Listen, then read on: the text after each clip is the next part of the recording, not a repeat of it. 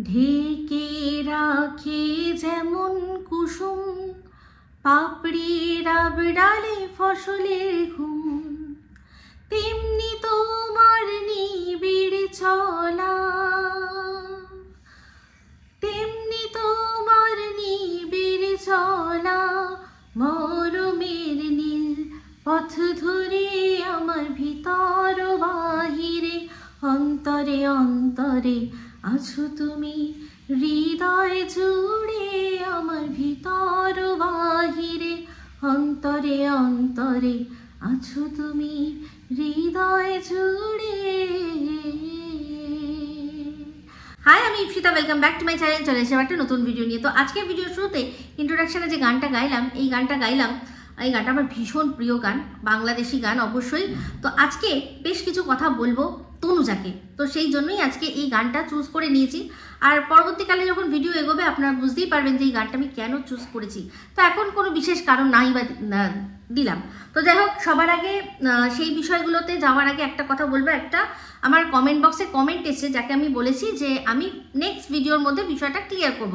তো সেই বিষয়টা কি, আমাকে একজন কমেন্ট করে বলেছেন যে সন্দীপ একজন ইন্ডিভিজুয়াল মানুষ, তার লাইফ, তার যদি দাড়ি রাখতে ইচ্ছা হয় তাহলে সেখানে আমাদের তাতে কি যায় আসে? ওর লাইফ, ও দাড়ি রাখতেই পারে, হ্যাঁ, তাতে আমাদের কি, আমাদের আপত্তি বা কি থাকতে পারে? আমরা এটা নিয়ে এত চর্চা, এত যুক্তি তর্ক দেওয়ার কি আছে? এটাই তার বক্তব্য, যে ওর লাইফ, ওর সেটার জন্য আমরা এত যুক্তি তর্ক কেন দিচ্ছি যদি ওর একটা দাড়ি রাখতে ইচ্ছা হয়। হ্যাঁ, অবশ্যই যার যার পার্সোনাল লাইফ, সে তার পার্সোনাল লাইফে দাড়ি রাখতে পারে, না রাখতে পারে, সে মাথায় চুল রাখতে পারে, না রাখতে পারে, সেটা নিয়ে পার্সোনাল লাইফ নিয়ে কথা বলার জায়গা নেই। তাদের ক্ষেত্রে যারা কিনা তাদের সেই পার্সোনাল লাইফটাকে বিক্রি করছে না। আমি জানি না আপনি আমাকে কতটা দেখেন, যদি দেখেন খুব বেশি, আমার ব্লগও দেখেন, তাহলে বুঝবেন কিছুদিন আগেই আমার জন্মদিন গেছে। আমার জন্মদিনেই আমার দুই সম্পর্কের দেওয়ার, কিন্তু আমার ছেলে সম, আমার পুত্র সম দুজন এসেছিল, দুজনেরই দাড়ি আছে। তো সেক্ষেত্রে তাদের দাড়িটা যদি না মানায়, আমি এটুকু বলতে পারি যে এই তোকে না দাড়িটা মানাচ্ছে না, তুই কেটে দে। এবার সেটা শোনা না শোনা সম্পূর্ণ তার দায়, কারণ কিন্তু সেটা নিয়ে আমি এখানে বসে কথা বলতে পারবো না। কেন? কারণ তারা তাদের লাইফটা বিক্রি করছে না। যে এখানে লাইফটা তার বিক্রি করছে, তা যাকে আমরা দেখতে পাচ্ছি, তাকে নিয়ে কথা হবে আর তার অধিকার আমাদের দেশের কনস্টিটিউশন আমাদের দিয়েছে। যেমন কিনা এই যে এটা যদি, এই ধরুন এই জিনিসটাই, এই লেভেলটাই, এই জিনিসটা কি বলুন তো, যারা আর কি নিজেদের লাইফটা বেচছে না, যখন এই ইউটিউব ছিল না, এই জিনিসটাই হতো, কিন্তু পাড়ার মোড়ে মোড়ে হতো, একে অপরকে নিয়ে সমালোচনা হতো, উইদাউট এনি ইনকামই হতো, কোনো সেখান থেকে পয়সা ছিল না, কোনো স্বার্থ ছিল না। তার সত্ত্বেও বসে বসে কিছু মানুষ আর কি আলোচনা করতো, যাদের পাড়ার কাকিমা বলা হতো। তো তারা এটা আনন্দ করেই করতো। তো আমরা এটা যখন একটা প্ল্যাটফর্ম পেয়ে যদি সেখান থেকে ইনকাম করার রাস্তা বার করছি, এখানে আপত্তি কিসের? তো আপত্তি এটাই হচ্ছে কি, যার মনে হবে যে আমাকে নিয়ে কথা বলা বন্ধ, আমাকে নিয়ে কেউ কথা বলবে না, একটাই তার সলিউশন আছে, ভিডিও দেওয়া বন্ধ করতে হবে। তাকে ভিডিও দেওয়া বন্ধ করতে হবে, আর না হলে তাকে সম্পূর্ণভাবে ইগনোর করতে হবে, করে নিজের কাজে, নিজের লক্ষ্যে এগিয়ে যেতে হবে। কে কি বললো সেটা তাকে পরোয়া করলে চলবে না। হ্যাঁ, একটা যদি এমন জিনিস হয় যে তার লাইফের এমন কিছু জিনিস যেগুলো কিনা সে ভিডিওর মাধ্যমে বলছে না, বা কোনো রকমভাবে কোনো মানুষ গেস করারও কোনো রাস্তা নেই, কোনো এমন তথ্য যেটা কিনা সম্পূর্ণ অজানা, সেটা পাবলিক হচ্ছে, সেটা নিয়ে সে কিছু বলতে পারে। কিন্তু যে ভিডিওর মধ্যে সে যে জিনিসটা দেখাচ্ছে, যে একটা তরকারির মধ্যে এক গাদা তেল বেশি, আমি এটা ইন জেনারেল বলছি, তো অবশ্যই তেল বেশি দেখলে বলবোই যেটা তেল বেশি, এ ইনফ্লুয়েন্সার, এ ব্লগার, একে সবাই দেখে, একে সবাই ফলো করে, এই যদি এত তেলের ব্যবহার দেখায়, তাহলে মানুষের কাছে এটা ভুল একটা বার্তা যাবে। আমাদের অন্তত বোঝানো উচিত যে আমরা কম তেল খাবো, আমরা হেলদি লাইফ করব, আর নিজের পক্ষে যদি সেগুলো না থাকে, তাকে ইগনোর করতে হবে। কে তেল বেশি বলেছে, সেটা দিয়ে কেন তেল বেশি বলেছে এটা বললে চলবে না। তো এই প্রসঙ্গে আমার একজনের কথা না বললেই নয়। আমাদের বাংলা কমিউনিটিতে যারা আর কি ভিডিও দিয়েছে, প্রথম লাইফস্টাইল ব্লগিং করতো, তাদের মধ্যে একদম প্রথম সারিতে যাদের নাম আসবে তাদের মধ্যে একজন হচ্ছে হ্যাপি উইথ মামুন। সেখানে তাকে তখনই বিভিন্ন বিষয়ে কথা বলা হতো, ট্রোল করা হতো। সেক্ষেত্রে সে তার ভিডিওর মধ্যে একবার বলেছিল যে আমি আমার বেডরুমের দরজা সবার জন্য খুলে দিয়েছি। তো এরকম ব্যাপার নয় যে সব ভালো মানুষই আসবে, কিছু খারাপ মানুষও আসবে, তারা এসে খারাপ মন্তব্য করবে। আমাকে কি করতে হবে, সেগুলো সব হজম করতে হবে, ইগনোর করতে হবে, ঠিক আছে? তো সে প্রথমেই কিন্তু বিষয়টা বুঝে গেছিল যে এই সোশ্যাল মিডিয়ায় টিকে থাকার মন্ত্রটা কি। তো যাদের একান্ত পছন্দ হচ্ছে না যে তাদের নিয়ে কথা বলা হোক, তারা ভিডিও বন্ধ করে দিক বা ইগনোর করতে শিখুক, ইগনোর করতে শিখুক, বা তারাও কোনো সময় তাদের ব্লগ বন্ধ করে দিয়ে এইরকম কন্ট্রোভার্সি নিয়ে তারাও কথা বলুক, এসে ব্লগিং ছেড়ে সামনে এসে কথা বলুক, সেখান থেকেও তো ইনকামটা হচ্ছে। তো এগুলো হচ্ছে ইনকামের সাইড এফেক্ট। একটা ছোট্ট উপমা দিই, যেমন কিনা দেখবেন যে আপনি বাড়িতে নিজে যা খুশি রান্না করছেন, মানে হয়তো পেছন ফাটা ঝাল খাচ্ছেন, কিন্তু সেই আপনি যদি কোনো ক্যাটারিং সার্ভিস খোলেন, বা কোথাও যদি রেস্টুরেন্ট খোলেন, তখন কিন্তু আপনাকে মানুষের কথা চিন্তা করে রান্নাটা করতে হবে যে এই রান্নাটা, এই ঝালটা সবার গ্রহণযোগ্য হবে তো। তখন কিন্তু আপনি এটা বলতে পারবেন না যে আমার রুলস, আমি এরকম বাড়িতে ঝাল খাই তাই সবাইকে এই ঝালটাই খেতে হবে, এরকম কিন্তু হবে না। সেক্ষেত্রে আপনি সেই খাবারটা বিক্রি করে পয়সা ইনকাম করছেন, তাই জন্য আপনাকে তখন আপনার কাস্টমারদের কথা মাথায় রেখে রান্নাটা করতে হবে যে এতটা ঝাল সবাই খেতে পারবে কিনা, তো সমস্ত কিছু মাথায় রাখতে হবে। এটা একটা ছোট্ট উপমা দিয়ে বোঝালাম। তো প্রত্যেকটা, এটাও যখন একটা বিজনেস, শো বিজনেস, তো সেখানে আপনি যা শো করছেন সেটা নিয়ে অবশ্যই কথা হবে। সেটা আপনার পায়ের নখ থেকে মাথার চুল অবধি, আপনার কথা, আপনার বার্তা, আপনার চলা বলা সব কিছু নিয়ে কেউ কমেন্টে লিখবে, আর কেউ সেটা ভিডিওর মাধ্যমে বলবে। তো এই কন্টেন্টের ক্ষেত্রেও দেখবেন যে অনেক জিনিস কিন্তু আরও সেগুলো তুলে দিয়েছে, কিন্তু তার জন্য তাকে রাস্তা করে দেওয়া হয়েছে, সে সেই রাস্তাটা পেয়েছে। যদি টিন ভিডিওর মধ্যে এমন কিছু জিনিস নাই দেখাতো, তাহলে হয়তো সেই রাস্তাটা আসতো না। যেমন কি না, এই যে টিন ভুল করে নিজের প্রোডাক্ট, যে এই যে দেখুন এই প্রোডাক্টটা এসছে, দেখাতে গিয়ে যে ভিডিও ওই ঠিকানাটা রিভিল করে দিল ফোকলা কাকার ছেলে, সেখানে তার বাবার ফোন নাম্বারটাও ছিল। সেই ফোন নাম্বারটা এবার ফোন এসছে, যে ফোন করেছে যদি আরশের সাথে সেটা আরশের সাথে শেয়ার করে, তো সেটাও যদি সবার সামনে নিয়ে আসে, সেখানে আমি কোনো ভুল দেখতে পাই না। কারণ যদি ওই ঠিকানাটা রিভিল না করতো, ফোন নাম্বারটা রিভিল না করতো, তাহলে এই জিনিসটা এত দূর অব্দি আসতোই না। যেমন কিনা মনে করে দেখবেন যে আমি কিন্তু ফোন করেছিলাম কোথায় না, খোসলায়। সেই খোসলায় ফোন করে কি করেছিলাম, যে ও একটা অবিশ্বাস্য রকমের আর কি বলছে, যে অবিশ্বাস্য যে জিনিসটা, যে ফ্রিজের সাথে টিভি ফ্রি, সবাই বলছে এটা কি হতে পারে। আমি কিন্তু এই খোসলাতে ফোন করেছিলাম, কারণ খোসলা নিজেই নিজের ফোন নাম্বারটা দিয়ে রেখেছিল পাবলিক প্ল্যাটফর্মে, গুগলের কাছে রয়েছে, সেখান থেকে নিয়ে আমি ফোন করে জিজ্ঞাসা করেছিলাম যে এটা কি সত্যি, এটা কি সম্ভব, ফ্রিজের সাথে টিভি ফ্রি। তারা বলেছিল যে হ্যাঁ, একটা সিলেক্টেড আইটেম আছে, ও শুধুমাত্র ওই ফ্রিজটার সাথে ওই টিভিটাই ফ্রি। আমি কিন্তু সেটা দর্শকদের সামনে তুলে ধরেছিলাম। যেমন কিনা এই যে জয় শ্রীরাম করতে করতে গেছিল, সেই জিনিসটা ফেসবুক থেকে নিয়ে তারপর সবার সামনে নিয়ে এসেছিলাম। যেমন কিনা এই যে ও ফ্ল্যাটটা, যেই ফ্ল্যাটটা কিনা ফার্স্ট নিয়েছিল, সেই ফ্ল্যাটটার কিন্তু যে অ্যাডটা, সেটা পাবলিক ডোমেনে রাখা ছিল, মানে ফেসবুকে দেওয়া ছিল। ও যখন ওটা দেখিয়েছে, সেই ছবিগুলো গুগলের মধ্যে ফেলতে সঙ্গে সঙ্গে সেখানকার সব চলে এসছে যে ভেতরে কি রয়েছে না রয়েছে। আমি কিন্তু ফ্ল্যাটটা শুধু মানে হোম ট্যুরটা দিয়েছিলাম, যে এই ফ্ল্যাটটায় কটা রুম আছে, কিরকম দেখতে, কিন্তু জায়গা কোথায়, সেখানে হচ্ছে গিয়ে কত দূর, কি বৃত্তান্ত, ঠিকানা কি, সেগুলো আমি কিছু বলিনি। আমি শুধু রুমগুলো দেখেছিলাম, যে এই রুমের মধ্যে এই জিনিসগুলো রয়েছে, যারা থাকতো আগে তাদের কিরকম ছিল, কিরকম সাজানো ছিল, সেইগুলো বলেছি। শুধুমাত্র ওখানকার ঠিকানাগুলো আমি বলিনি, ঠিকানাটা বলিনি, বাদ বাকি রুম ট্যুর যেরকম হয়, যেরকম উনি দেওয়া ছিল সেরকম আমি দেখিয়েছি। বুঝতে পেরেছেন? তো সেরকমই একটা কথা, যেটা কিনা টিন আর টিনের মা নিজের লোকেশন বলেছে, সেখানে কোনো মানুষ পৌঁছে গেছে, সেখানে গিয়ে সে যা দেখেছে সেটা আমার সাথে শেয়ার করেছে। আমি কিন্তু দর্শকদের সাথে সেটা শেয়ার করেছি।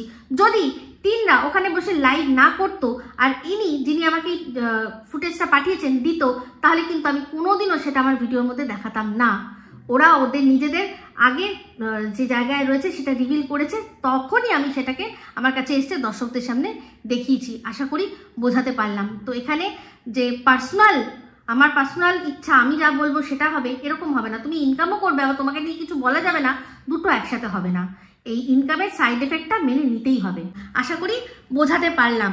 তো এখানে উপায় একটাই, হয় তাকে তার ভিডিও করা বন্ধ করে দিতে হবে, আর না হয় তাকে সম্পূর্ণভাবে ইগনোর করতে হবে। তার মুখে যদি দাঁড়িয়ে দেখছে, যারা আর কি ভিউজ দিচ্ছে, যারা কমেন্ট করছে, যারা তার ঘরে টাকা তুলে দিতে সাহায্য করছে, তারা তাদের মতামত দিতে পারবে, অবশ্যই পারবে। তো সেক্ষেত্রে কেন সে এটা নিয়ে যুক্তিতর্ক হবে না, সেটার কথা কিন্তু কেউ বলতে পারবে না। তো আজকে এই ভিডিওর মধ্যে আমি একটা কথা বলি যে কন্ট্রোভার্সির জন্ম হলো কোথার থেকে। এই যে কন্ট্রোভার্সি জোন আমরা দেখতে পাচ্ছি, এটা জন্ম হলো কোথার থেকে, হঠাৎ উদ্ভবটা হলো কোথা থেকে। কন্ট্রোভার্সি আমি জন্মদাত্রী যদি নাও হই, কিন্তু জন্ম লগ্ন থেকেই আমি জানি যে কিভাবে এই জিনিসটা জন্ম হলো। সবার আগে কি হলো, লাইফস্টাইল ব্লগিং বা যে কোনো অন্য যা হচ্ছে, যেমন কিনা কিছু মানুষ সিনেমাকে রিভিউ দেওয়া শুরু করলো, সেটা রোস্ট করা, এ কেমন সিনেমা, আমরা যেমন জানি বঙ্গাইয়ের একটা কন্টেন্ট, এ কেমন সিনেমা বলে সে পুরনো সিনেমাগুলোকে তার সেটা মজা করে রোস্ট করতে লাগলো, ঠিক আছে। শুধু তাই নয়, তারপর থেকে আসলো এক একজনের লাইফ, বিভিন্ন রকমের বিভিন্ন মানুষের লাইফ, এক একজন যারা ভাইরাল হচ্ছে তাদের নিয়ে আবার বেশ কিছু মানুষ কথা বলছে, সেটা নিয়ে মজার ছলে জোকস করছে, সেটা রোস্ট করছে, সেটা তাদের কন্টেন্ট হয়ে গেল। এইবার আসলে লাইফস্টাইল ব্লগিং। তো লাইফস্টাইল ব্লগিং দেখছে, যেখানে আমরা মানুষরা পছন্দ করে দেখছি, দেখতে গিয়ে কোনো যদি যেমন ভালো লাগছে ভালোটা লিখছি, যদি কোনো কিছু ভুল দেখছি সেটাও কিন্তু লিখছি, মানে দর্শকরা লিখছে। এরকম লিখতে লিখতে কি হলো যে দর্শকরা দেখলো যে অনেক ব্লগাররা তারা কমেন্ট ডিলিট করে দিচ্ছে, বা তারা কিছু কমেন্ট নিয়ে বসে যাচ্ছে, বসে তারা সেই কমেন্ট যারা কমেন্ট করেছে তাদেরকে জাস্ট ধুয়ে দিচ্ছে যে 10 মিনিটের ভিডিও দেখে বোঝা যায় না, 15 মিনিটের ভিডিও দেখলে বোঝা যায় না, এরকম করে তারা সবার আগে শুরু করছে ব্লগাররা। কিছু ব্লগাররা তারা বসে মানে একদিন ব্লগ বন্ধ করে দিয়ে যে মানে ফেস থাকে সেই চ্যানেলে তারা বসে এক্সপ্লেনেশন দিতে বসে গেল। এইরকমভাবে শুরু হলো। এবার তারপর সেখানে যারা লিখছে কমেন্ট, সেসব কমেন্টগুলো ডিলিট করা শুরু হলো। এবার যখন দেখছে যারা যে কমেন্ট করছে তাদের মধ্যে অনেকেই আছে, তারা দেখলো আরে ভাই, আমি একটা আমার বক্তব্য রাখলাম, আমি ভিউ দিচ্ছি, কিন্তু এর সম্পর্কে আমার যদি কোনো মতামত থাকে আমি দিতে পারছি না, এ আমার কমেন্ট ডিলিট করে দিচ্ছে, আমাকে ব্লক করে দিচ্ছে, এটা তো মুশকিল। তাদের মধ্যে অনেকেই তখন কি করলো, জাস্ট চ্যানেল খুলে তারা নিজেদের ভিডিওর মাধ্যমে তাদের বক্তব্য রাখতে শুরু করলো। এরকমভাবে কিন্তু আমিও শুরু করেছি, শুধু আমি না, আমার আগে আরও অনেক এরকম ভিডিও অলরেডি হয়ে গেছে। এই 3 সন্দীপ এদের নিয়েই আগে অনেক ভিডিও হয়ে গেছে। তখনও কিন্তু আমি রেসিপি চ্যানেল করি, টুকটাক ব্লগ দিই, তারপর ওদের এই বিষয়টা নিয়েও আমি আমার বক্তব্য রেখেছিলাম। এবার এক একজন এক একটা বিষয় নিয়ে বলে তারা ভাইরাল হয়েছে, পরিচিতি পেয়েছে। এইখান থেকে এই যে দর্শকদের কণ্ঠ একটা আটকানোর প্রচেষ্টা ব্লগারদের দ্বারা, সেখান থেকেই জন্ম নিল কন্ট্রোভার্সি, ঠিক আছে, সেখান থেকেই জন্ম নিল কন্ট্রোভার্সি। এই যে নিজেদের মানে দর্শকদের মতামত না দিতে পেরে তাদের মুখ বন্ধ করে কমেন্ট ডিলিট করে দেওয়ার, এই জিনিসটার থেকেই শুরু হলো কন্ট্রোভার্সি। আশা করি বোঝাতে পারলাম। তো সেক্ষেত্রে একবার যখন শুরু হয়েছে আমাদের দেশে, যখন বাক স্বাধীনতা রয়েছে, সেই বাক স্বাধীনতার ব্যবহার করে তখন মানুষ কি করলো, ওই কোনো ব্লগারদের চুলচেরা বিশ্লেষণ শুরু করতে লাগলো। এবার সেটা করতে করতে করতে করতে কি আসলো, স্ট্রাইক। এবার ব্লগাররাও এদের আটকানোর জন্য কি করছে, স্ট্রাইক দিচ্ছে। অনেক ব্লগার তো এরকম ছিল, তাদের অনেক ক্রিয়েটার ছিল, তাদের কাছে প্রমাণ তুলে দিয়ে ভিডিও করতে বলতো, এরকমও ছিল আর এখনো রয়েছে। তো সেক্ষেত্রে যখন তোমার পক্ষে বলা হচ্ছে সেটা ভালো, তোমার বিপক্ষে গেলেই খারাপ, এইটা তো চলবে না। তো যারা কন্ট্রোভার্সি চাইছে না, তারা এটাই তাদের করতে হবে যে তারা ভিডিওর মধ্যে এডিটিং বা তাদের বক্তব্য, তাদের কি মেসেজ তারা সমাজের কাছে দিচ্ছে, তারা সেরকমভাবেই দেখাবে, যে যাতে বলার কোনো রাস্তাই না থাকে, সুন্দর প্লেন আর কি ভিডিও হবে সেখানের মধ্যে। এবার যদি সেখান থেকে তাও কেউ বলে, তো বলবে সেটাকে সম্পূর্ণ ইগনোর করতে হবে। যেরকম তুমি ইনকাম করছো, এটা হচ্ছে গিয়ে ইউটিউবে ইনকামের সাইড এফেক্ট, এটা, সেটাকে যত শিগগিরই সম্ভব মেনে নিলেই ভালো। হ্যাঁ, তবে আমি কখনোই কিন্তু সমর্থন করব না তাদেরকে যারা গিয়ে ওই ভেতর থেকে খবর নিয়ে এসে খবর দিয়ে সেইভাবে ভিডিও করে, তাদের এগেনস্টে কিন্তু অবশ্যই কেস কামারি হতে পারে। এই যে যেমন ম্যাডাম আবার বলেছে না, আবারও ম্যাডামের কথার কিন্তু আমার মনে হয় ভুল ধারণা অনেকেই হয়তো করে নিয়েছে।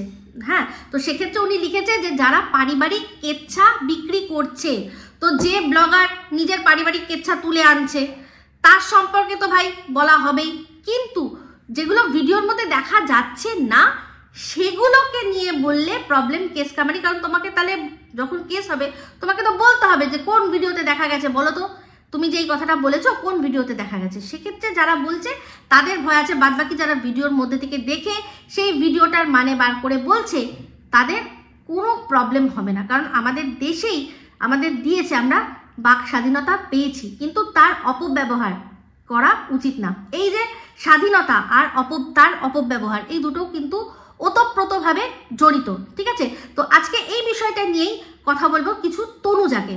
তো তনুজা একটা ভিডিওর মধ্যে কথা বলেছে, সেটা কিসের, ম্যাডামকে উত্তর দিয়েছে। তো যদিও আমি মনে করি যে ম্যাডামকে ওর আর উত্তর দেওয়ার কোনো প্রয়োজন ছিল না, কারণ ও যে কথাগুলো বলেছে তার মধ্যে বেশ কিছু কথা অলরেডি আমি বলে দিয়েছি। যে ইউটিউবটা ইন্টারন্যাশনাল প্ল্যাটফর্ম, এখানে কোনো বর্ডার নেই, যে ভিডিওটা ওরা ওদের দেশে বসে দেখছে আমরাও আমাদের দেশে বসে দেখছি। হ্যাঁ, তাই জন্য সেটা নিয়ে আমরা আলোচনা করতেই পারি, সমালোচনা করতে পারি, অবশ্যই রোস্ট করতে পারি, এটা বলে দিয়েছি। তার সত্ত্বেও সেই কথাগুলো ম্যাডামকে আবার উত্তর দিতে গিয়ে তনুজা একটা এমন কথা বলে ফেলেছে, তার জন্য আজকে আমাকে এই কথাগুলো ওকে বলতেই হবে। কারণ আমার মনে হলো যে ও অনেক কিছুই জানে না জেনেই বলেছে। যেমন কিনা বলছে যে ম্যাডাম আপনি বলেছেন যে তোমরা বাংলাদেশি ক্রিয়েটারদের নিয়ে কেন ভিডিও করছো না। তো তনুজা বলছে আমরা কি করবো, আমাদের এখানে কেউ নেই এরকম যে যাদের নিয়ে বলবো। কে বলেছে? প্রচুর মানুষ রয়েছে, প্রচুর মানুষ রয়েছে। তো সেক্ষেত্রে ও কেয়া ঝুমাদের কথা বলছে যে আপনি কেয়া ঝুমা তাদেরকে শাসন করুন, আমাদের দেশের যারা রয়েছে তাদেরকে নিয়ে শাসন করতে আপনাকে হবে না। তো কেয়া ঝুমাকে শুধু মানে তোরা কেন, আমরাও প্রচুর বলেছি, আমি প্রচুর মানুষ একদম লেগে পড়ে গেছিল। কিন্তু একটা জিনিস চিন্তা করে দেখতে হবে যে ওদের ভিডিওগুলো যখন ইউটিউব অ্যাপ্রুভ করছে তাহলে এখানে আমাদের আর কিছু বলার থাকতে পারে না। যদি কোনো প্রবলেম থাকতো তাহলে ইউটিউব সরিয়ে নিত, তাই না? কারণ রিপোর্ট তো কম পড়েনি, প্রচুর মানে শয়ে রিপোর্ট, হাজারে রিপোর্ট পড়েছে। তাহলে সেক্ষেত্রে ইউটিউব যখন সেটাকে মান্যতা দিচ্ছে, সেখানে তুই আমি বলার আর কেউ নেই। তার মানে ওদের যে ভিডিওগুলো রয়েছে, যে কন্টেন্টগুলো ওরা দিচ্ছে সেটা আনএথিক্যাল হতে পারে, কিন্তু ইউটিউবের চোখে সেটা লিগাল, সেটা তারা আর কি তাদের ইয়েতে রাখছে, সেটা তারা তাদের প্ল্যাটফর্মে রাখছে। কিন্তু এই যে এবার তোকে বলি, তুই অনেক কিছু জানিস না, যে বলি না বাংলাদেশে কিছু নেই কিছু বলার মতো। তো তোকে বরং বলি কি, প্রচুর এরকম ভিডিও রয়েছে পর্ন সাইট, হ্যাঁ, যেগুলো আমার নিজের চোখে দেখেছি আমি। সেরকম কিরকম বলতো, সব বাচ্চা মেয়েগুলো রয়েছে, তারা তাদের বয়ফ্রেন্ডের সাথে এমন জায়গায় গেছে যেখানে কিনা হিডেন ক্যামেরা অলরেডি রয়েছে। মেয়েগুলো কিন্তু জানেও না যে এখানে হিডেন ক্যামেরার সমস্ত কিছু বন্দি হয়ে যায়। সেগুলো কোথায় চালানো হয় জানিস? ওই XXX ওই ধরনের বিভিন্ন সাইট রয়েছে যেখানে ভরে রয়েছে তোদের দেশের এই ধরনের কন্টেন্ট, বুঝতে পেরেছিস? সেগুলো ইউটিউবে চালানোর যোগ্য না।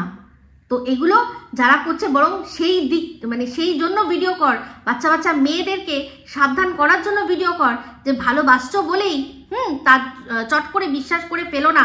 আর এরকম ঘটনা রয়েছে, এমনকি এমনও ওখানে ভিডিও রয়েছে যে মেয়েটি সরল বিশ্বাসে ভিডিও কলে তার বয়ফ্রেন্ডের সাথে রয়েছে, সমস্ত কিছু মানে নিজেকে খুলে সে তার বয়ফ্রেন্ডকে দেখাচ্ছে, আর সেই বয়ফ্রেন্ড অগোচরে ওর মেয়েটির অজান্তেই সেগুলোকে সব ক্যাপচার করে ওই রকম সাইটে দিয়ে দিয়েছে, বুঝতে পেরেছিস?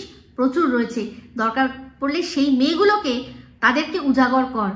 আর এবার আসি কেয়া ঝুমা।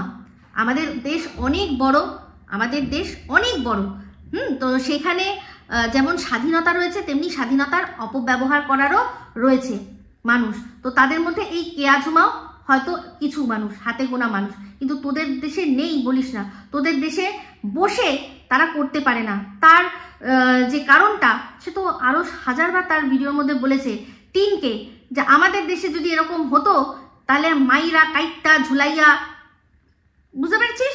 তো সেক্ষেত্রে সাহস কি করে পাবে সেসব কিছু করার সাহস কি করে পাবে? যেটুকু যা হয় সব অগোচরে চুপিসারে হয়।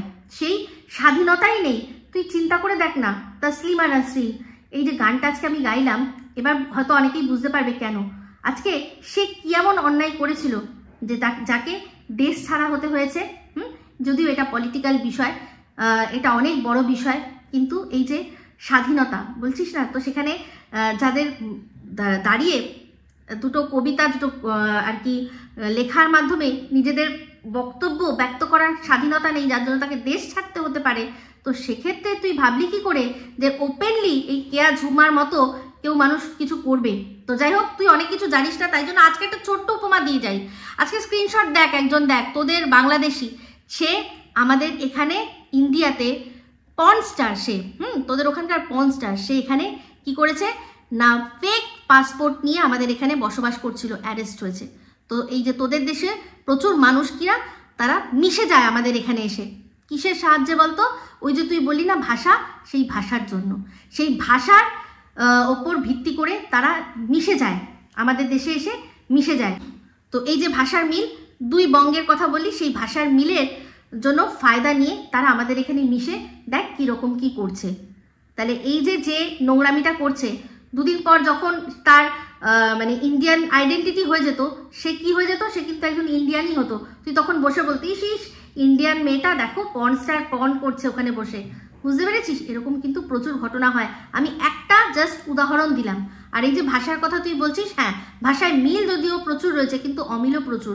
আমাদের দেশে আমরা কিন্তু শুনতে মিষ্টি লাগলেও জলকে পানি বলি না, জল জলই হয়, বাংলায় জল জলই হয়, বাট পানি, চুলা, তারপর এই যে তোরা আপু ডাকিস, ডাকটা খুব মিষ্টি, কিন্তু এটা কি কখনোই বাংলা কোনো ডাক, বাংলা ভাষার মধ্যে কোনো রয়েছে? তাই মিল যেমন রয়েছে, অমিলও কিন্তু প্রচুর রয়েছে। তুই যেভাবে আমাদের দেশে এরকম কিছু নেই বলে এই যে কথাটা তুই বললি, যেভাবে তুই তাচ্ছিল্য করলি, যেভাবে বললি, সত্যি সেটা শুনতে একেবারেই ভালো লাগেনি।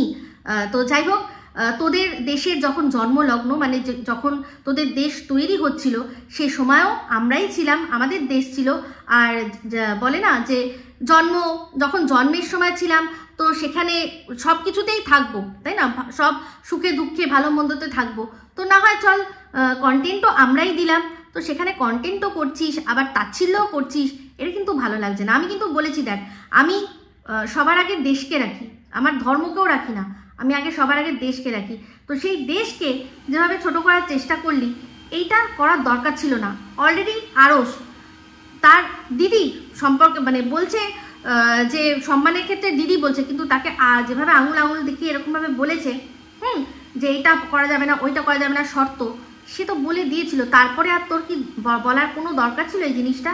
তো দেখ, আরস ছোট, ম্যাডাম অনেক বড়, সেক্ষেত্রে ম্যাডামকে আঙুল দেখিয়ে ও যেভাবে বললো, ম্যাডাম কিন্তু তার কোনো উত্তর দেয়নি। আমার মনে হয় উনি আর দেবেনও না এটার নিয়ে উত্তর। কিন্তু আশা করি আজকে আমি তোর চেয়ে বয়সে তো বড়, সেই অনুযায়ী তো দিদি, তো আশা করি তোকে অন্তত ওই রকমভাবে না বোঝালেও যে কথাগুলো ভালোভাবে বোঝানোর চেষ্টা করলাম, আশা করি তুই সেই ব্যাপারগুলো বুঝবি, আর এই জিনিসটাকে এখানেই বন্ধ করবি। তো যাই হোক, এবার আমাকে একজন কমেন্ট করেছেন যে ইপসিতা, ডোন্ট মাইন্ড, তুমি সঙ্গীতা চক্রবর্তীকে সাপোর্ট করছো, মাইন্ড করার কি আছে? হ্যাঁ, আমি করছি। আর আমি মানে এটাতে ভয় পাবো, লজ্জা পাবো, বা আমি এটা লুকাবো, এরকম তো কোনো ব্যাপার নেই। হ্যাঁ, আমি করছি, কারণ ওনার বিরুদ্ধে কোনো রকম কোনো যে অ্যালিগেশনগুলো দেওয়া হয়েছে, তার কোনো প্রমাণ কি আপনারা পেয়েছেন? কোনো প্রমাণ দিতে পেরেছেন? যে বা যারাই বলেছে, কোনো প্রমাণ তারা দিয়েছে? দেয়নি কিন্তু, ঠিক আছে? কোনো প্রমাণ তাদের কাছে নেই। আর আমার কাছে থাকলে আমি অবশ্যই সেটা বলতাম, কিন্তু আমি দেখিনি। আমি প্রথম থেকে যেগুলো আমি বুঝেছি, আমি সেরকমভাবেই ভিডিও করেছি। আমি বুঝতে পারছি যে অপরপক্ষরা চক্রান্ত করছে, মানুষের মাইন্ডটাকে অন্যরকমভাবে ঘোরানোর চেষ্টা করছে। আমি কেন সেই ফাঁদে আমি পা দেবো? আমি কেন বুঝবো সেই জিনিসগুলো? বুঝেও আমি চুপ করে থাকবো? সেই জন্যই আমি বলেছি, আমি একটা সময় একা শুরু করেছিলাম, মাঝখানে একা হয়ে গেছিলাম, আবার দরকার পড়লে 10 বার আমি একা হব, কিন্তু কখনোই সত্যির স্বাদ ছাড়বো না। বলেছি না যে সত্যের জন্য সব কিছু ছেড়ে দেওয়া যায়, কিন্তু কোনো কিছুর জন্যই সত্যকে ছেড়ে দেওয়া যাবে না। তো সেটা আমি কোনোদিনও ছাড়তে পারবো না।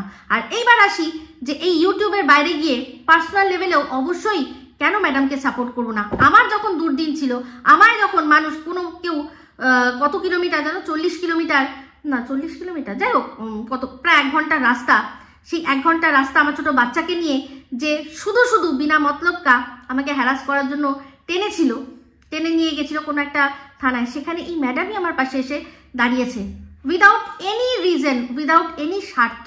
উনি আমার পাশে এসে দাঁড়িয়েছিলেন, আমার সাথে ছিলেন। হ্যাঁ, উনি মানে আমার সাথে ছিলেন বলে অবশ্যই আমি মনে বল পেয়েছি, কথা আমিই বলেছি, কিন্তু উনি আমার সাথে ছিলেন বলে অবশ্যই একটা মনে জোর পেয়েছি। তো সেটা উনি নিজের সব কাজ ছেড়ে উনি আমার জন্য এসেছিলেন। তো কেন আমি সেই জিনিসটা ভুলে যাব? আজকে আমার ছেলের জন্ম পরিচয় নিয়ে কথা হয়েছে, আমার ছেলেকে বিচার পাইয়ে দেওয়ার জন্য আশ্বাস উনি দিয়েছেন, তার মতো করে উনি আমাকে লড়াইয়ের পথটা দেখিয়েছেন। কেন সেই জিনিসটা আমি ভুলে যাব? এটা তো আমার পার্সোনাল, এটা আমার পার্সোনাল। আর ওয়াইটিতে যেগুলো ওনার সম্পর্কে বলা হয়েছে তার কোনো প্রমাণ নেই, তাই উইদাউট প্রমাণ ভিত্তিহীন কথাবার্তার জন্য আমি ওনাকে কখনোই না সন্দেহ করেছি, না কখনো সন্দেহ করব।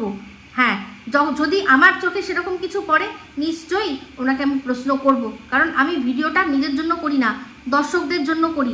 দর্শকরা ভুল বুঝলে সেটা আমার দায়িত্ব হচ্ছে ঠিক বুঝিয়ে দেওয়ার। আমি কিন্তু প্রথম থেকেই দেখুন এই বিষয়টা বলেছি, আপনারা লক্ষ্য করেননি, তাই সেটা আমার কিছু করার নেই। তো আমি এটাও বলেছিলাম, এত বড় মানে দায়িত্ব নিয়ে বলেছিলাম যে আপনারা যদি আমার কথায় বিশ্বাস করেন, বিশ্বাস করুন, কখনোই এই ঝিমি সাহা ম্যাডামের লোক হতে পারে না। বুঝিয়ে দিয়েছিলাম যে কি করে সম্ভব, এই আসানসোলওয়ালি কি করে জানতে পারে যে অলরেডি এই সন্দীপের সাথে অন্য আরেকজনের সাথেও কথা চলছে, রীতিমতো বেশ ভালো মাখো না ছাড়া কি কথা সমস্ত জানছে কি করে, যদি এদের মধ্যে যোগাযোগ না থাকে। তো সেই জিনিসগুলো একটু বিচার করা, কারণ আমার কাছে কোনো প্রমাণ থাকে না, আমার কাছে প্রমাণ ওরকম থাকে না। আমি সব ভিডিওর ভেতর থেকে অন্তর্নিহিত মানে বার করে নিয়ে কথা বলি। আমি ইন্ডিয়ান, সবার আগে আমি ইন্ডিয়ান, তারপর আমি বাঙালি। তো যার যার দেশ তার কাছে অনেক বড়। তো সেক্ষেত্রে মানে কোনোভাবেই সেটাকে নিচু দেখানোর কোনো রাস্তা নেই। তার উপর যেখান থেকে তুই কিছু পাচ্ছিস, তুই যখন সেখান থেকে কিছু পাচ্ছিস, অনেক তো কেচ্ছা কেলেঙ্কারি রয়েছে। এই যে সাকিব, তারপর অপু বিশ্বাস, তার দুটো বউ, এগুলো নিয়ে ভিডিও কেন করিস না? এই যে তোদের এক নেতাকে কুচি করে কাটা হলো, হানি ট্র্যাপ করে কলকাতায় নিয়ে এসে আরও একটা মাত্র ভিডিও করলো, তারপর সেটা নিয়ে ভিডিও আর করলো না কেন, কন্টিনিউ করলো না কেন? সেটা নিয়ে তো প্রচুর মানুষের প্রচুর জানার ইচ্ছা। সেই লোক সে কি জাস্টিস পেল? যারা এত বড় একটা অন্যায় করলো তাকে মানে রীতিমতো ট্র্যাপ করে নিয়ে এসে শেষ করলো, তাদের কি কোনো রকম কোনো শাস্তি হলো? সেটা তো জানার দরকার ছিল। তো যাই হোক, অবশ্যই এটাতে লুকোচাপার কোনো বিষয় নেই, তবে সেটা আমার পার্সোনাল লেভেলে সেটুকুই থাকবে, কিন্তু তার জন্য তার এফেক্ট আমার ভিডিওর মধ্যে পড়বে না। ভিডিওর মধ্যে যখন যেটা প্রশ্ন করা হয়েছে, যখন যেটা প্রতিবাদ করা হয়েছে, সেটা আমার নিজের জন্য হোক বা অন্যদের জন্য হোক, সেগুলো কিন্তু আমি সব করেছি, সব কটা ভিডিওর মধ্যে রয়েছে।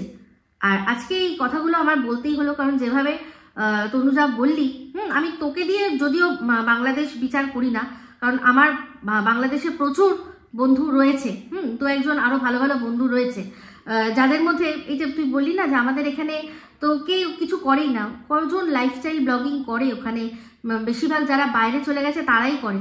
আমার খুব ভালো একজন বন্ধু রয়েছে মিরপুরে, তো তার আমারই সাথে আমরা ওই রাত জেগে তখন সাফ করে আমরা চ্যানেল মনিটাইজ করলাম। আমার আগে ওর চ্যানেল মনিটাইজ হলো, আমার ব্লগ চ্যানেলের কথা বললাম। সে তার পরিবারের চাপে ভিডিও করা বন্ধ করে দিল, যে বাড়ির থেকে পারমিশন পাচ্ছি না। প্রথমে ওই রেসিপি দিত, তখন ঠিক ছিল, তারপর যেই একটু লাইফস্টাইল ব্লগিং একটু করছিল, ব্যাস ওর বাড়ি থেকে প্রবলেম হয়ে গেল, ওকে বন্ধ করে দিতে হলো। ও অবশ্যই নিজের সংসারটাকে আগে বেছে নিল নিজের কেরিয়ারের থেকে। তো এরকম, তাই তুই যেরকম বললি বলে একটুখানি হাস্যকৌতুক করলি, আমার মনে হয় তোর জানা নেই, অনেক কিছুই জানা নেই, তাই জন্যই কথা বলছিস। প্রচুর কেচ্ছা কেলেঙ্কারি সবই রয়েছে, হয়তো দেখ শোনার লোক নেই।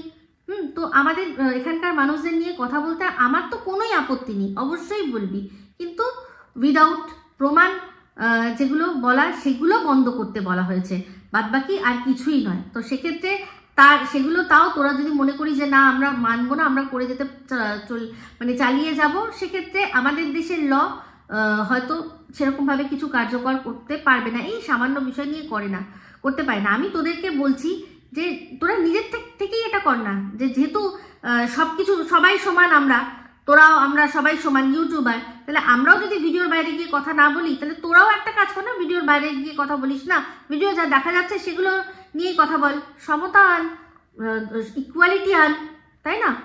দেখ, চিন্তা করে দেখবি। এবার বাদবাকি হচ্ছে গিয়ে আমি কিন্তু যেভাবে আরও ম্যাডামকে এরম করে কথা বলেছিল, আমি কিন্তু তোকে সেরকমভাবে বলিনি বোন, খুব মিষ্টি করেই বলেছি। এবার বাদবাকি যদি তোর খারাপ লাগে, অবশ্যই তুই আমাকে যে মিষ্টি করে বলতে হবে এরকম কোনো ব্যাপার নেই, তুই আমাকে ঝালভাবেই বলিস, কোনো চাপ নেই, ঠিক আছে? তো ভালো আছি, ভালো থেকো, আকাশের ঠিকানায় চিঠি লিখো, ভালো আছি, ভালো থেকো, আকাশের ঠিকানায় চিঠি লিখো। ঠিক আছে? তো আশা করি আমার যত বাংলাদেশি বন্ধু বান্ধবী আর দর্শকরা রয়েছেন, কেউ আমার কথার কিন্তু উল্টো কোনো মানে পার করবেন না। আমি কিন্তু সিধা সোজা সাপটা কথা বলেছি, ঠিক আছে? তো অবশ্যই ওই যে মনে আছে ওই সিনেমাটা, যেখানে গদার সিনেমায় ওকে বলছিল পাকিস্তান জিন্দাবাদ বলতে, আমাদের দেশের যে ছিল, যে ক্যারেক্টারটা দেখানো হয়েছে, সে কিন্তু পাকিস্তান জিন্দাবাদ বলেছিল, কিন্তু অন্যদের নিজের দেশকে মুর্দাবাদ যখন বলতে বলছিল, তখন সে সেটা করেনি। তো আমি কিন্তু মনে করি আমার দেশও যেমন জিন্দাবাদ, তেমনি আমার প্রতিবেশী রাষ্ট্র জিন্দাবাদ। তাকে যদি আমার জিন্দাবাদ বলতে হয়, অবশ্যই জিন্দাবাদ বলবো, আর চাইবো সবসময় জিন্দাবাদ থাকতে। কিন্তু যদি কোনো রকমভাবে আমাদের দিকে কোনো লাঞ্ছনা আসে, তার কিন্তু যথাযোগ্য জবাব প্রমাণ সমেত, এমনি বানিয়ে না দেব, ঠিক আছে? টাটা।